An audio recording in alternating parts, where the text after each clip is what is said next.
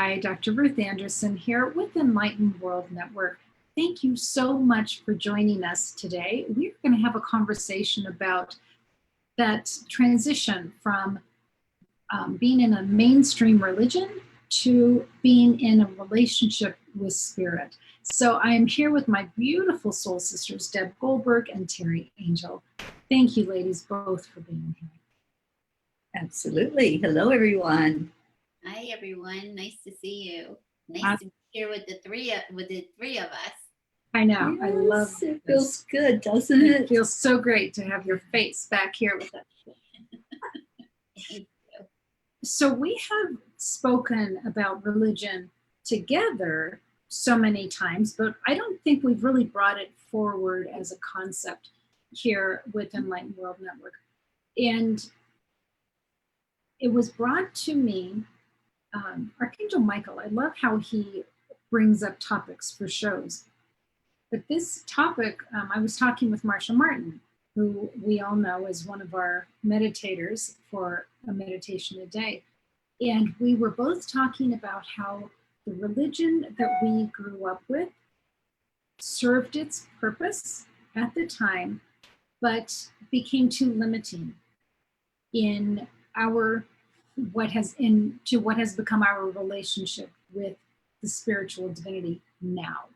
And so I was asked to provide a session to talk about that. So that's how we came up with the topic of from mainstream religion to relationship throughout spirituality. So I wanted to ask you first, Deb, why don't we start with you? What was the religion that you were raised up in?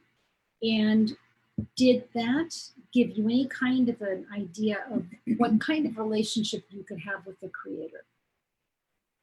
I was raised Jewish, and I would call myself more of a cultural Jew. Maybe I went to temple as a child on the high holidays for a few years. My parents didn't really practice the religion in the way that other people might. So you celebrated the holidays, and it was the food, and it was the family gathering. So that's why I call myself a cultural Jew. We didn't talk about God in our house. I didn't understand what a relationship with the Creator is, which I call God.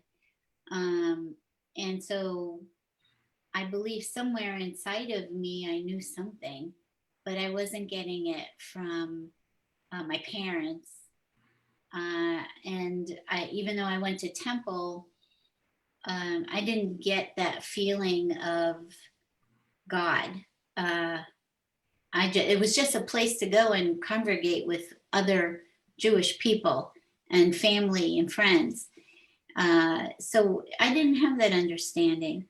I knew somewhere there was a God because I would talk to God, and I don't know how I knew that, but I guess what I found out later is we all know that.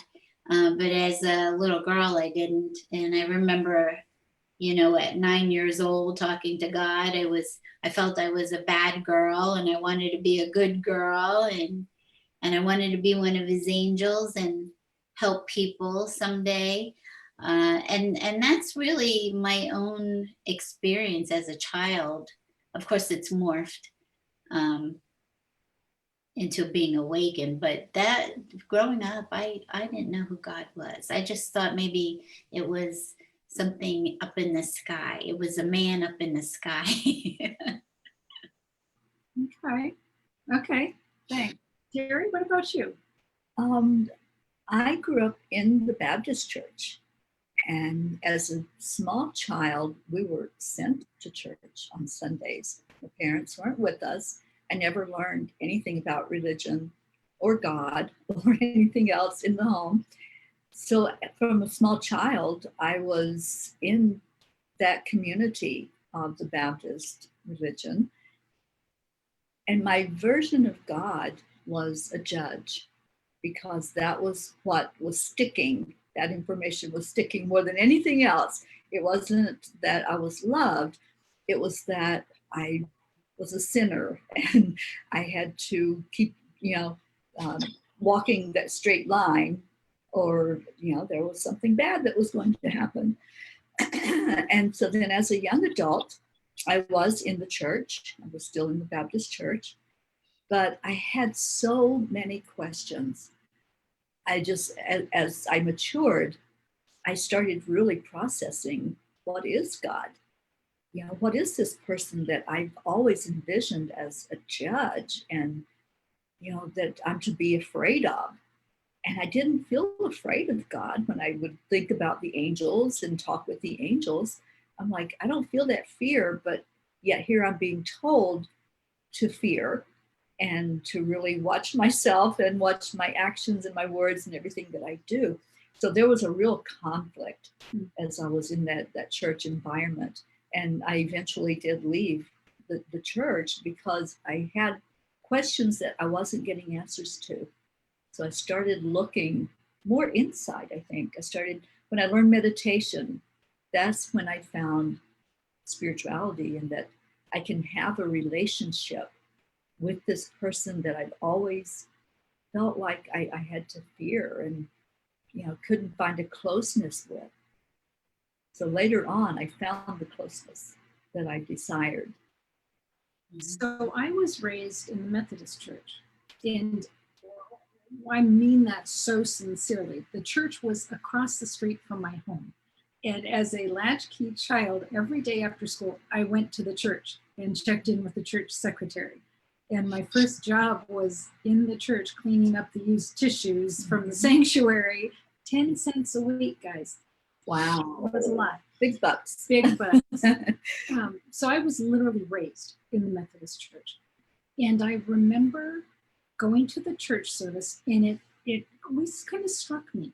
The prayer in the church service was like maybe 4 minutes long, and 3 minutes of it was guided, which left you like 1 minute a week of that time to connect with God. And I always felt so thirsty, which is such a funny verb, right? But I get it. Word. Yeah. I was always thirsty when I left there. And I got into the church youth group and was in the choir, and I can sing for you every single Christian musical that there is verbatim. And the music would kind of help fill some of that void, but there was no real connection. And that was lacking for me. But I want to say, Terry, I know you grew up seeing and hearing angels. And for me, I grew up knowing the Holy Spirit. And it would come to me through things like nature. We would go fishing down the street. There was this little lake, the tadpoles and the fish, and the Holy Spirit would come work through me in that way. And I knew it was a love relationship with something to do with God. I got that part of it. But I didn't have any adults in a religious format that could kind of explain that to me. Now, Deb, I know you had this amazing awakening experience. Can you talk about that? Sure. It first started, I would say, 1991 or something like that, where I was sleeping one night. I was so distraught in my life. I was unhappy, and I kept praying to God for like 5 years to help me with some guidance and direction. And I went to sleep one night, and I had this profound dream, and I know it came from God. I know it, and it told me, okay, this is what you're supposed to do. You're supposed to go to college, be a therapist. And the next day I enrolled in school. And from that moment on, I knew something was guiding me. I knew something was guiding me all along. I just didn't know what it was. But when I had that dream, I knew it was God talking to me. And I said, okay. And then I went off to school. And so that was 91. And then 2014, which is a lot of years in between, I went to a meditation one day, and I had never meditated before. I was at a workshop, and You were supposed to meet your spiritual guide. And in the middle of the meditation, here comes Jesus into my mind, and started doing healing practices with me. And then I learned that I could see and talk with him. And it just turned into this absolutely beautiful relationship. And within 2 months, I was hearing and seeing God and getting dictated to from both of them, messages, books, it just was such profound love. I don't have the words to explain it. Having a relationship with God, and I had just made a meme of this, is experiencing the expansiveness of love itself.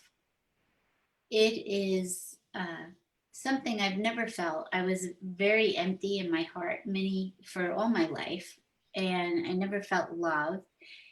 And this love, which took a while for me to accept, was so overwhelming and allowed me to have a relationship.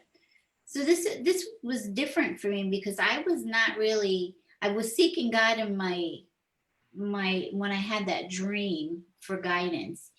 But when Jesus came to me, the only thing I was doing is I felt like I was having relationship difficulties with my son and his wife. And I thought, why am I having relationship problems with people I love? I don't understand it. What am I doing? And that's the only question I asked, is what am I doing that's creating pain for myself? And that's where Jesus entered. It was almost like I felt like I was plucked into, okay, it's your time. We're waking you up, and here's some answers to your questions. So it was a really interesting thing, because I felt like I was being sought after. I didn't know that I was seeking God when I said that to myself, if that makes sense. Yeah, absolutely. Yeah. Sure. Now, Deb, you were raised sort of Jewish. Mm-hmm. Your family is Jewish. Mm-hmm. And you're having conversations with Jesus. How did that go over with family? They don't understand. They don't understand it. They don't talk to me about a lot of that at all. It's sort of like, okay, we understand this, but but they don't understand, because they think that maybe I've changed to Christianity or something, because I talked to Jesus, and I have not done that. Jesus came to me as my brother, which it took me a long time to understand that, not as Jesus Christ from Christianity. He came to me as a form of God. So it's just part of my story. That's all that it is. It's part of my story, how my story is playing out. It has nothing to do with religion. It's all about love. So my family doesn't understand, and people sometimes, just because I talk to Jesus right away, think that I'm Christian. But so that in myself, it took me a long time. It took me a couple years to even accept that it was Jesus, because I couldn't understand, why was Jesus showing up to me, because the only framework I had of Jesus is from Christianity. Right. Which you didn't ascribe to. Right. No. Right. So it hasn't changed. I still consider myself Jewish. I'm still a cultural Jew. I don't practice Jewish religion in any kind of religious way. But I feel more it's a religion of love, of understanding love itself, of that's what God is. Right. Thank you. I love your story. I love your story. So, Terry, Southern Baptist. Are angels a piece of Southern Baptist religion? They are. They are part of that religion because it's taught and it's in the scriptures, which is what Southern Baptist is ascribed to. Yeah, they teach the Bible. So yeah, angels are a part of that, but not as big as what I already had in my life. I already knew the angels. I already was surrounded by them. But the teachings of the church were not focused on that. They were focused more on deeds, not so much on your feelings or your relationship that you would have to divinity. The covenants, the doctrine, the do's and do nots. So did you, in order to really embrace your ability to connect with the archangels, did you have to step away from the church, or did you naturally step away from the church? What happened there? I stepped away because I had so many questions about the teachings of the church. I understood that there's a God. I believe that. I still fully believe there is a creator. I choose to call it God. I believed in Jesus, and I believed the story of what happened with the crucifixion. But what I couldn't buy into was that there's only one way. And so I kept questioning, well, aren't there other religions? Aren't there other people that believe in a God? And I think it's the same God, but there were just questions that couldn't be answered. And it was always just like shushed, like not, to not have that mindset, to not have that thought or that question even. And so as I examined more and more what my beliefs were, it was like, I don't feel that way. I can't believe this way. So I started opening up and asking the angels and asking, from inside, examining my own thoughts and my own beliefs. And I just couldn't buy into what I was going every week to listen to this being and me being indoctrinated in this thought process. And I just can't, it just wasn't resonating, wasn't ringing true. So I was the one that stepped away, and I'm like, I know that I'm loved, but I'm not feeling the love inside that venue. For me, I see being Methodist is really benign. I mean, it doesn't seem to have really, really strong opinions on much of anything. And it also doesn't seem to have a really strong love relationship with the divinity. Not to say that some people who are Methodist don't have that, but I didn't find that coming to me from those services. Right? It was more about reading the Bible, understanding the doctrine, understanding who John Wesley was and what he created with the Methodist religion, rather than the actual relationship.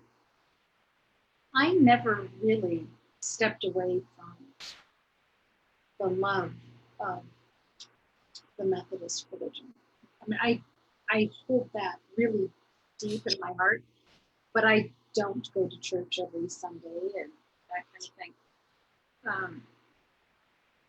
But where religion sort of didn't work for me was when it was used as a means of requiring a middleman between me and God, or when it was used to create a barrier between me and other people.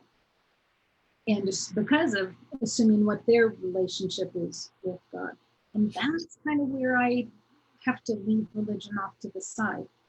I know for me, as my spiritual awakening really rolled out and I was able to see and hear archangels and sit in Christ's presence and understand messages that were coming through, or to sit with God and really feel that presence.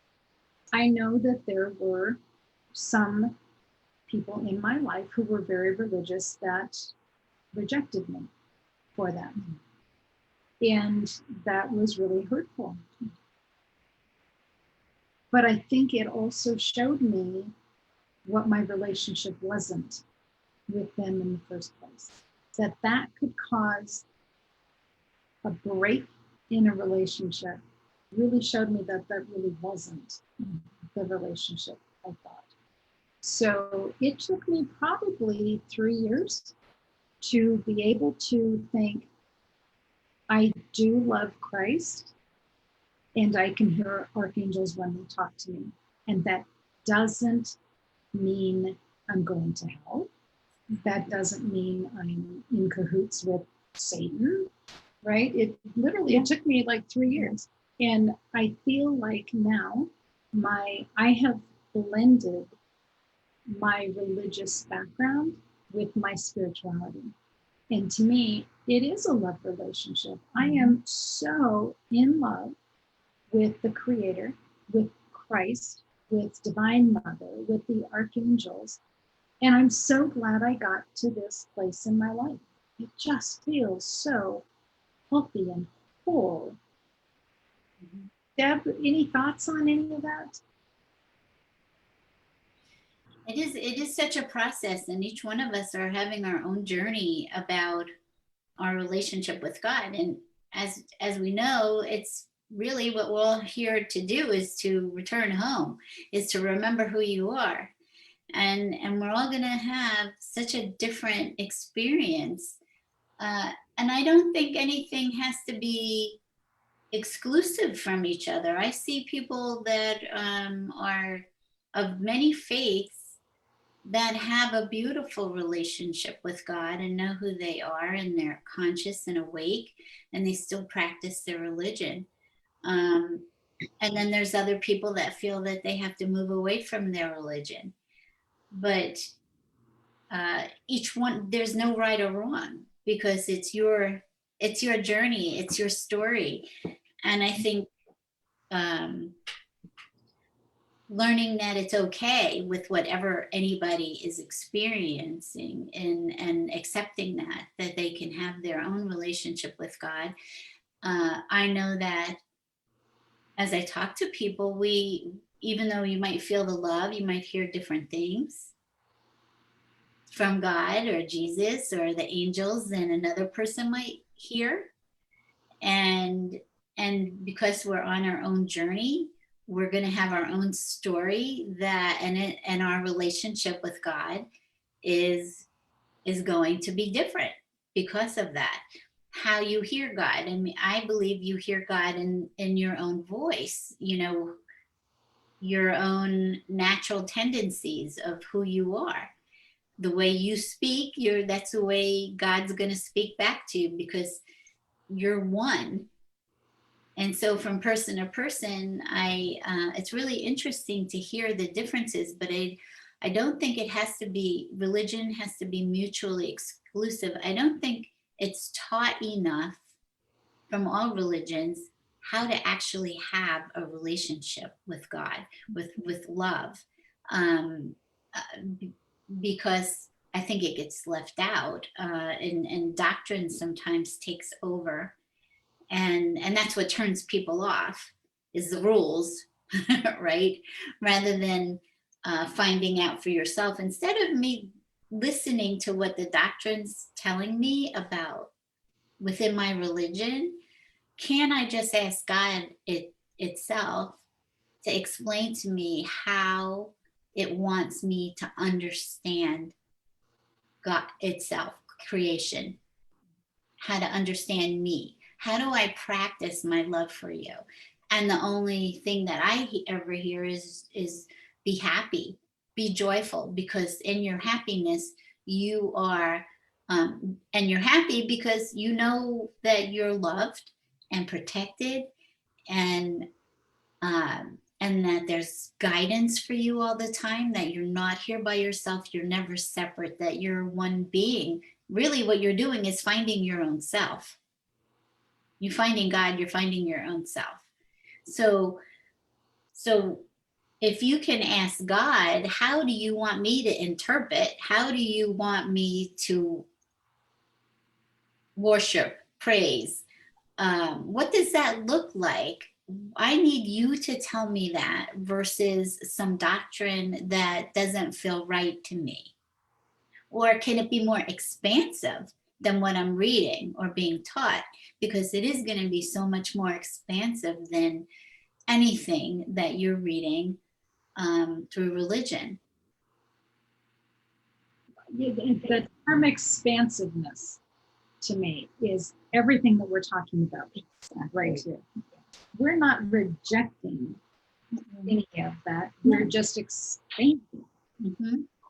So it's like you said, Deb, there's no right or wrong. Mm-hmm. It's just when we start to understand what God is and understand that we can have that relationship on our own. We don't have to have somebody say, this is how you do it. Mm-hmm. We can communicate with God on our own. And like you said, ask those questions. You know, what is my purpose in life? What am I supposed to do with the information that I know from that spiritual relationship that I have with the Creator? What am I supposed to do with that? Mm-hmm. You know, is it just for me, for guidance for my life? Am I supposed to shine a light out so other people can see that they can have that inner happiness and inner joy and peace? So it is a personal matter, I think, between us and God about how we live our lives and how we worship, or you know, just the way that our life is dealt with on a day-to-day basis. Mm-hmm. So thank you for your words. I'm so glad you're here today and sharing your beautiful light with us. Thank you. And I think what's wonderful is we've all had 3 different experiences. Mm-hmm. And so it really brings light to other people to know that they can have their own. It doesn't have to look like anybody else's. And Maria, who's watching with us, said pray. And that's great. I'm so glad you brought that up, because something that I was hearing was to talk about intercession. Now, intercession, as I understood it from the Methodist Church, was bringing somebody else in prayer. And I didn't really know how to do that.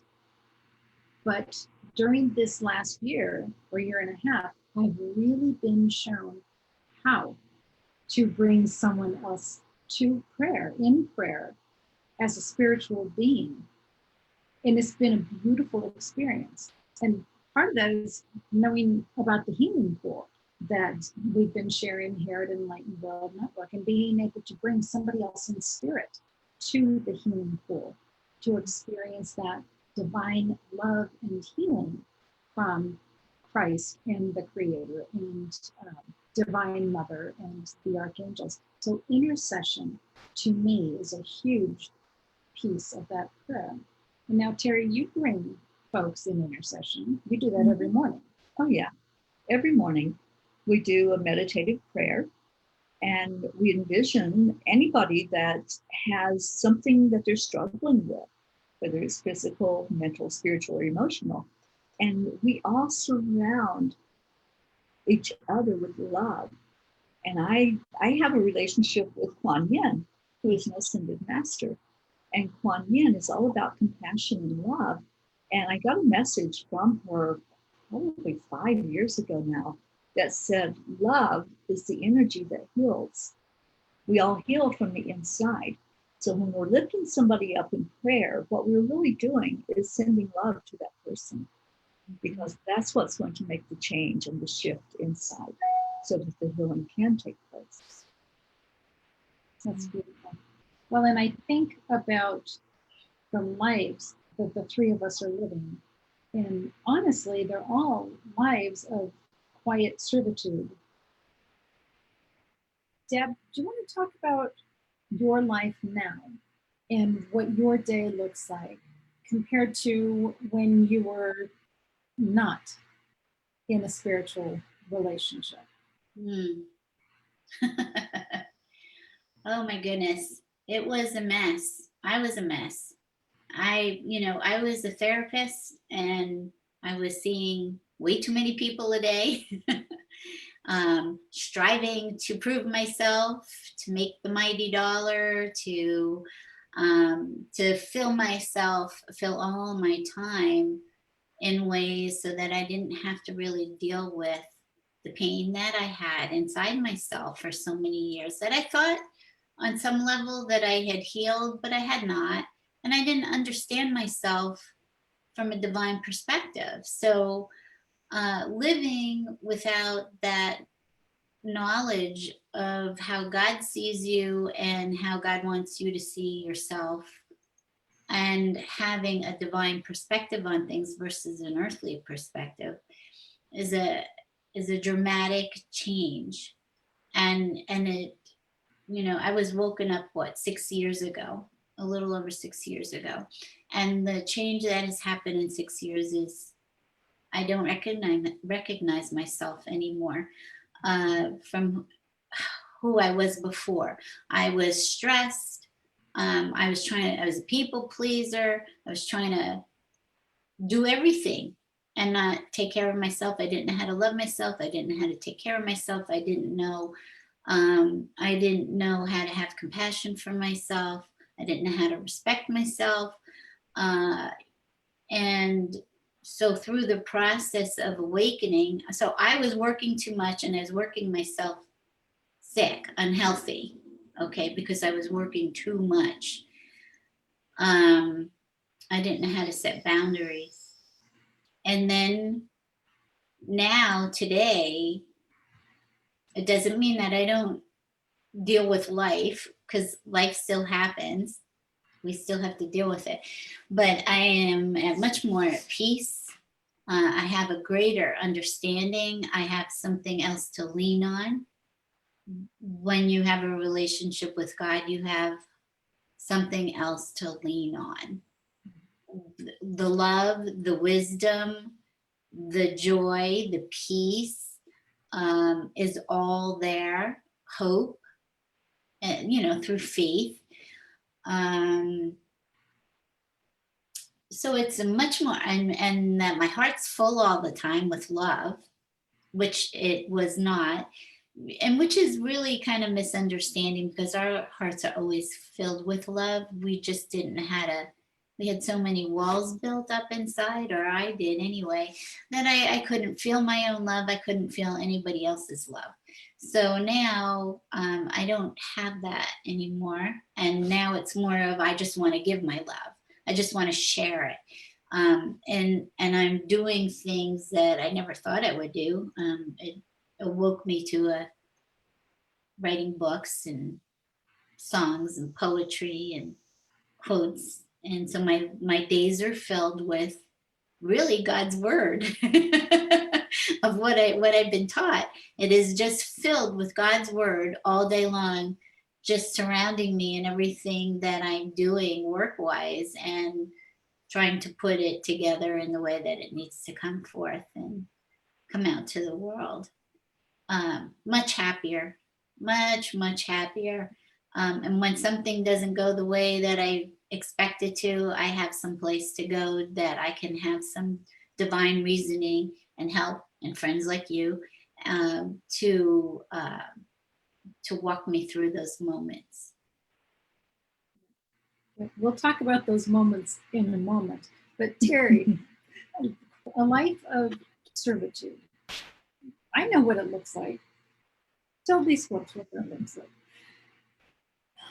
Faith, trust, and knowingness that what you're being guided to do is real.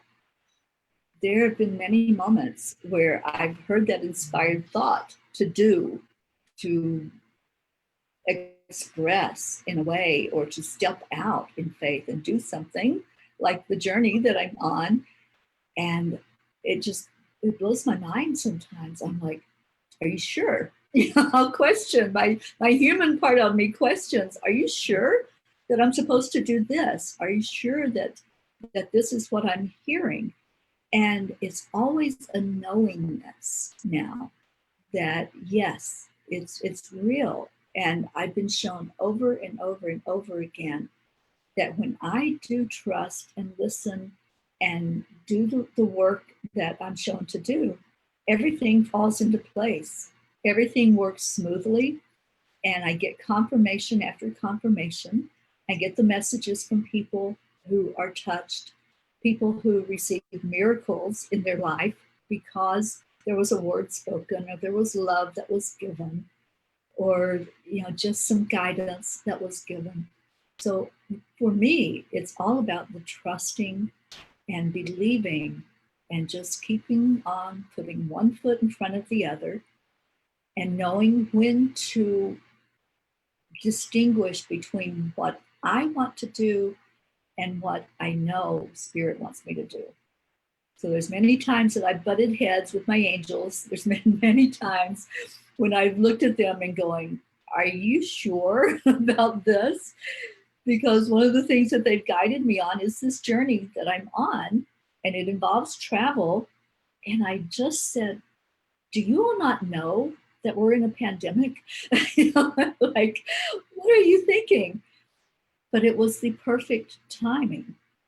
And if I had looked at it from a strictly human viewpoint, I would have sat still. I would not have listened to their nudging, and miracles would not have taken place that have taken place along this journey. So being in servitude is listening. It's listening and trusting and knowing when it's time to go and it's time to stay, and knowing which direction, because they'll show you. They will show you so clearly if you're open to it. And if you're willing, that's the part. We all have free will. So I could say no at any point. No, I'm not going to do that. Just like Deb, you could say no. No, I'm not going to write that book. I'm not going to write that song. What are you thinking? But if we listen in our hearts, then we know that it is the guidance we're getting from Spirit in whatever form, whether that's Christ, the angels, or spirit guides, whatever it might be. And I love it. Well, and as I have been able to view Terry's servitude for the last 2 months, she's really putting her own desires sort of at bay and making the angels' agenda her own. And I see it hour after hour. Yeah. That's beautiful. It's not about me. And I think that's when we go into what our mission and our purpose is, it's really not about anything about us. It's about shining that light. And that's what we're here to do. We're here for such a time as this, when everything looks like it's chaotic, everything looks like it's falling apart. We're here to be that rock and to shine that light out. We chose this. Well, in 2020, as we all know, has been a fascinating time for all of us to be here. And I have been so honored to be walking through 2020 with Deb and with Terry, because we would come together every week and sit with the divinity and just get not only next steps, what should we be doing, but also what's a new perspective on this. And we're all here in body. We all here experiencing the same things that you all are experiencing, but feeling guided to see it from a particular vantage. Do you guys want to share anything about that different perspective of having the guidance of the divine beings to kind of give us a different perspective?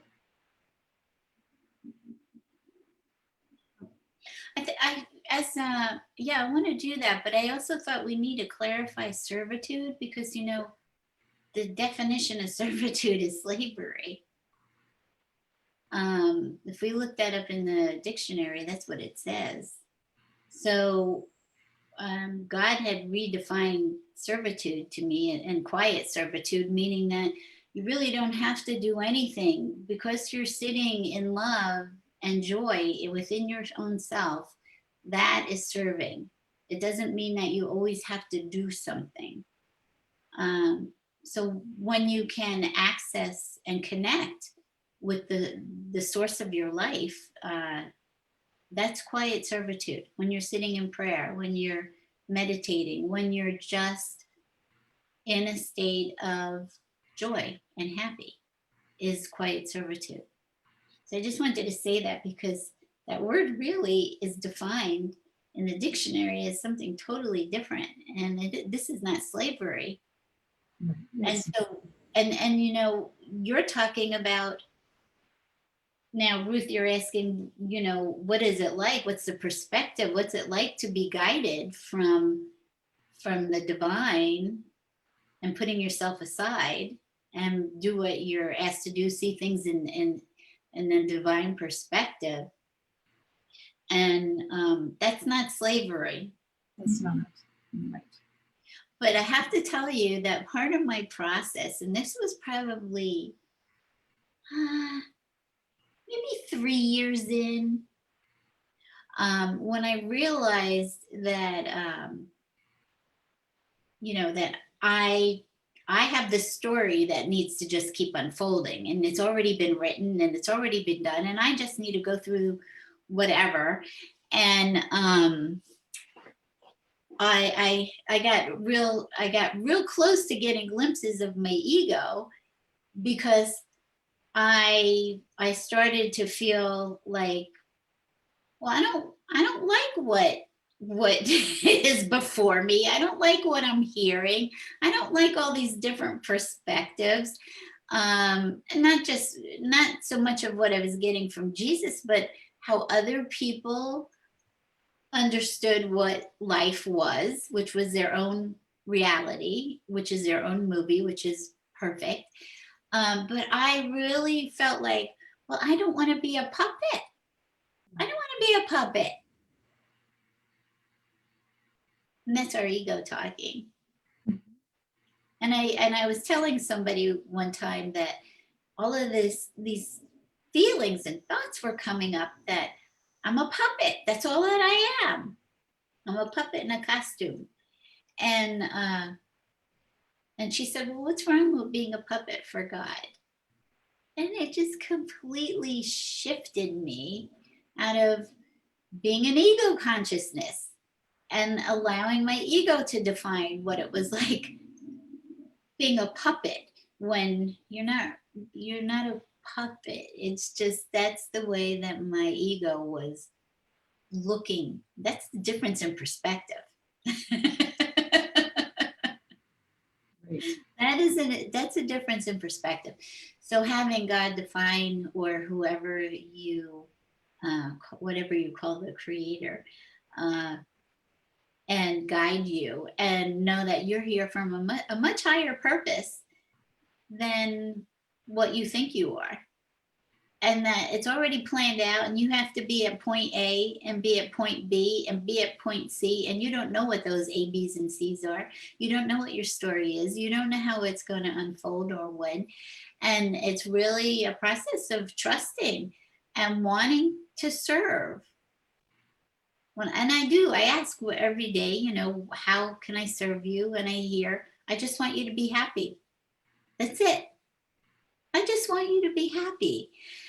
And whatever you're doing, just be happy that you have this amazing life, been given this amazing life to enjoy and have fun and experience things, like have an adventure. This is an adventure. Your life is a journey of adventure, and you don't know the twists and turns and what's going to happen. And so when you are leaning on, like you're talking about, Terry, leaning on your guidance, your divine guidance system, and listening, you're always in the right place. You're always in the right place anyway, but it feels so much better when the guidance is coming through and you're like, oh, that's why I'm here. Oh, that's why I was asked to do that. This is why I ran into this person. This is why You just see it in action happening. And that's what we call synchronicity, right? That you think that everything turned out exactly perfect. Everything's turning out exactly perfectly, whether you're listening or not, because you're still being guided. Whether you're listening or not, you're still being guided. And I love that, Deb. And we see the confirmations. Mm-hmm. And we know when we see those confirmations, we know we're in alignment with exactly where we're supposed to be. So I love that. And yeah, perspective. It was Dr. Wayne Dyer that brought out the thought that when we change the way we look at things, the things we look at change. Well, it's us that's doing the changing. Mm-hmm. It's us saying, okay, I can accept that. I can align with that. And like our dear friend Marietta always says, accept, align, allow. Mm-hmm. And when we follow that, when we don't fight what it is that our gut's telling us something, and we start resisting that. No, I can't do that. I'm not worthy to do that. I'm not good enough to do that. There's other people that will step up and do that. Then that's when we start getting out of alignment, and we start feeling the resistance is taking us to a doubting place, an insecure place. But when we allow the thought in and accept, okay, that's for me. That message is for me. I'm supposed to listen to this. Then everything starts to flow, and we get into the flow. And it's in that flow that miracles happen. Things that wouldn't have shown up, show up. The people show up that are supposed to be there. Mm-hmm. You're in the place that you're supposed to be in, like you were saying. I had no idea why I was still here in Colorado. I thought, okay, I'm supposed to just come in, do what I'm supposed to do here, and then leave and go to the next place. And then they showed me the reason that I was here and the purpose for still being in this place long after I thought, my human self thought I should be gone. Mm-hmm. It's when we listen, that's the faith I'm talking about. That's the trust that I say, okay, I don't see it. I'm not seeing it clearly, but I'm hearing I'm supposed to be here. Mm-hmm. So here I am. And then all of a sudden the confirmations come. Mm-hmm. And you see the purpose behind what put you where you're supposed to be. So perspective, yeah, it's just opening. It's open-mindedness, not fighting it. I think it's Abraham that says when you're struggling so hard to row that boat upstream, then you're not in alignment with where you're supposed to be, and just let that boat flow freely without you taking the reins. Then you're going to see the miracles, and you're going to relax and have fun. Life should be fun. We should be having adventures and laughter and all of the good feelings that come in with living this human experience. So that's my take on perspective, is open up and allow it. Allow the blessings. Well, and I'm smiling that the laptop was needing to be charged. I know, I see that. Because as I grabbed the charger, the word that came to me was recharge. And that's so much of what that perspective piece is.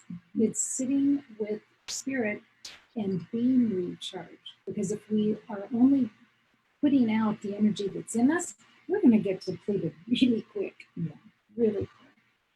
So I love this conversation. Last question that I have for the two of you.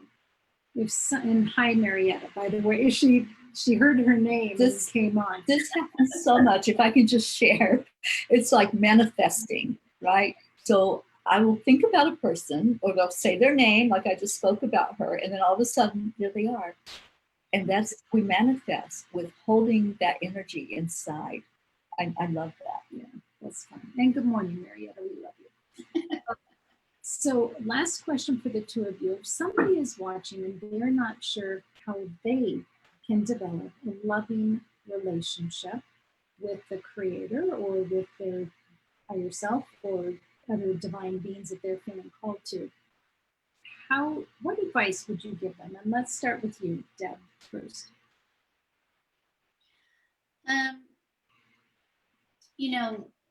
love is always waiting inside of you.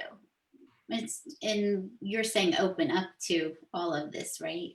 So what I have found is it's just waiting. It's waiting for you to acknowledge that that's the source of energy, the source of you uh, within you. And so if you just start to sit quietly and ask, all you have to do is invite love in. Just ask and say whatever's on your heart that you want to know God or whatever you call creator or angels to allow you to know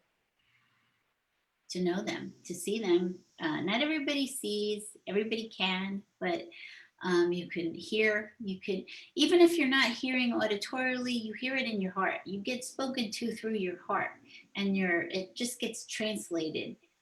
You know what you're being spoken to at all times. So it's about wanting to be a participant in this. And I know a lot of people are afraid of what they might hear.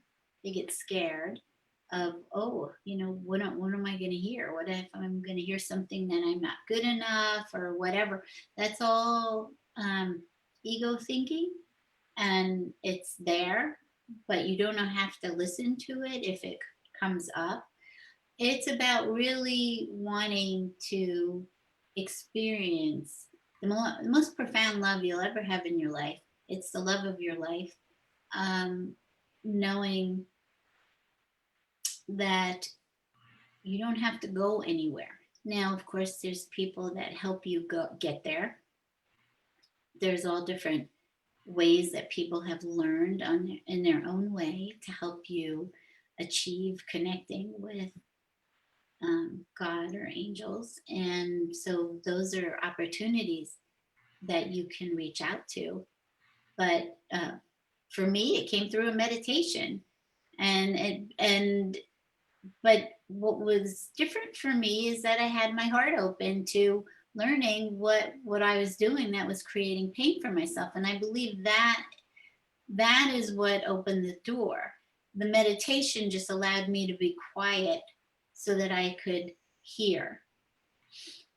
So all you have to do really is ask that you want to be known, that you already are known, but now it'll be within your awareness, and that you just don't ever stop giving yourself some quiet time to just sit and listen and ask with your heart. Beautiful. It's simple as that. Yeah. Thank you, Deb. Beautiful. Terry? It is as simple as that. And as I said earlier, when I was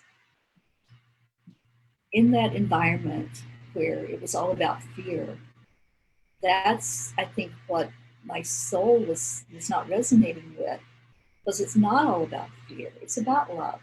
And we do all have that love available. It's inside of us. Our natural state of being is loving. And so when we find our way back to that love that's inside of us, we get into alignment with our purpose. We get into alignment with the joy of life and of really experiencing everything we're here to experience.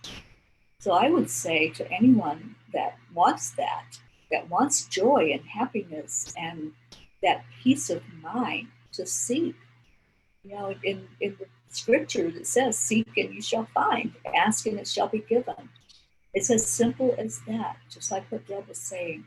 Just seek it, ask the questions, and be open to it. Open up and allow it in, and allow yourself that possibility. What if? What if life were fun? What if you were loved beyond measure and you had that relationship with a loving God, a loving creator? It is possible. I found it. I think so many of us that are out here on the forefront, shining lights and helping in any way that we can to show people that love. We've all found that it's not a secret. it's really not a secret. It's available to all of us. We are all a spark of the divine. That's where we came from. So going back home into your heart is what's going to help you find that light and find that peace. And a question came in. Thank you, Terry, for that. A question came in. Does it help to be somewhat ritualistic about when you get that time? I know for me, the best time for me to go into prayerful meditation is very first thing in the morning, before I have spoken to anybody, before I read an email, before I look at the news. If I stay in that energy and make a commitment to that time, for me, no matter what time my family gets up, I get up 2 hours before that because I just want that time with me. Now, you don't have to set aside 2 hours. Maybe for you, it's 15 minutes. But for me, it's that sacrosanct time that I know I can sit with the divinity. And I really do believe the divinity knows that's the time to connect with me. And sometimes I'll even do that through dreams. You know, I'll wake up having remembered a dream, and I go into meditation and ask, was I supposed to remember that dream? Is there a message for me there in that dream? So yes, however, that part of it to me is somewhat ritualistic. The words that I say is not. So I don't believe that there's anything more sacred about repeating a particular phrase 10 times. To me, that sometimes is more of a barrier. It's really just open communication. So to me, that's important. And then the last thing that I want to end with, in meditation, I was told, let all that is not love fall away. I just leave you with that for 2021 and as you're processing 2020. And hopefully this conversation has maybe helped you think a little bit how to think outside of the box, how to expand your understanding of relationship with the spiritual divinity. So Deb, thank you so much for being here. Terry, always a pleasure. And everybody who was here with us online, thank you. Thank you for listening in and being part of the Enlightened World Network. So much love to each and every one of you. And take good care. We'll see you soon. God bless.